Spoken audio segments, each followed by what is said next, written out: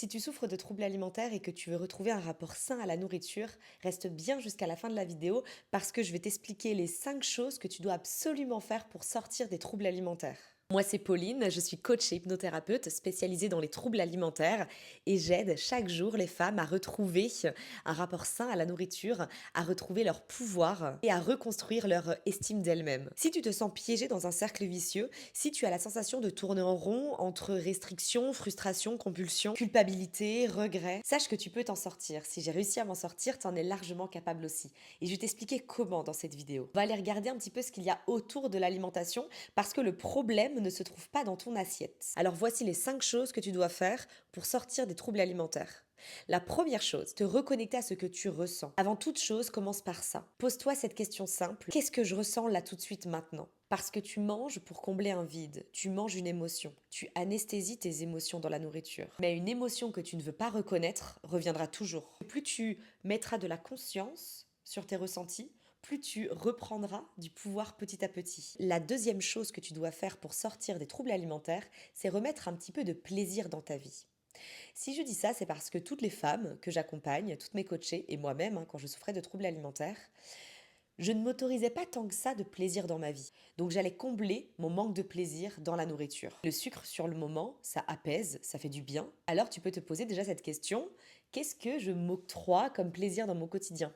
Quels sont mes 3 plaisirs que je m'autorise dans mon quotidien sur une semaine? Si tu n'as aucune source de plaisir dans ta vie, la nourriture prendra donc toute la place. La troisième chose que tu dois faire pour sortir des troubles alimentaires, c'est d'arrêter de te comparer. Et c'est hyper important de comprendre que ton corps, c'est les marques de ton histoire. Il garde en mémoire des blessures profondes. Il te protège, il s'adapte à ce que tu as vécu. Peut-être qu'il garde des rondeurs pour que tu sois plus vu parce que quand tu étais enfant, tu avais la sensation d'être invisible ou à l'inverse, tu cherches à t'effacer pour ne pas déranger. Ici, on ne cherche pas à aimer son corps, mais à au moins se respecter parce que ton corps, c'est le messager de ton vécu émotionnel. Alors ne te compare pas à celui des autres parce qu'on a chacun notre vécu et notre propre histoire. La quatrième chose que tu dois faire pour sortir des troubles alimentaires, c'est de passer à l'action même si c'est imparfait. Tu veux reprendre confiance en toi?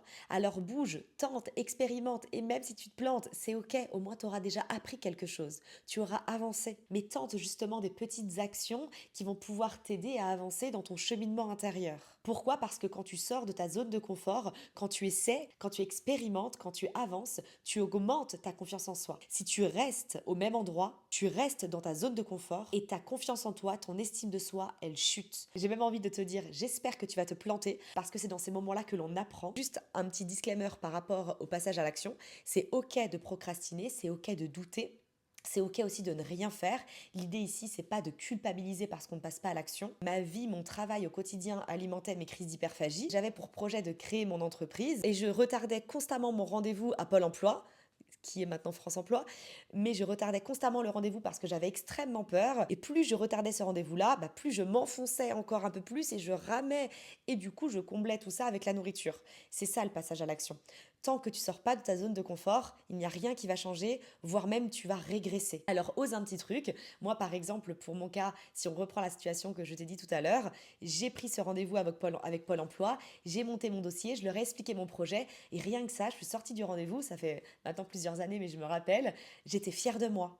J'étais fière de moi de l'avoir fait. Et ça a augmenté ma confiance en moi. Parce que je me suis prouvé à moi-même que j'étais capable. Dernière chose que tu dois faire pour sortir des troubles alimentaires, c'est en parler. C'est la première forme de guérison. Parle à des personnes bienveillantes autour de toi. J'ai fait l'erreur d'en parler à des personnes proches qui n'ont pas vécu les troubles alimentaires. Ils essayaient d'être bienveillants avec moi, mais ça faisait tout l'inverse. Fais-toi aider parce que en parler, c'est la première forme de guérison, de libération. C'est le jour où moi j'ai décidé de me faire accompagner, de me faire aider par une coach experte en troubles alimentaires, que j'ai enfin pu voir le bout du tunnel et que j'ai enfin pu sortir de ce cercle vicieux qui me pourrissait complètement la vie. Si ces 5 points t'ont parlé, n'hésite pas à me le dire en commentaire, à me partager ton ressenti. N'oublie pas aussi de liker, de t'abonner parce que je partagerai régulièrement des vidéos, des exercices et des conseils concrets pour t'aider à sortir des troubles alimentaires. On se dit à très vite pour une prochaine vidéo.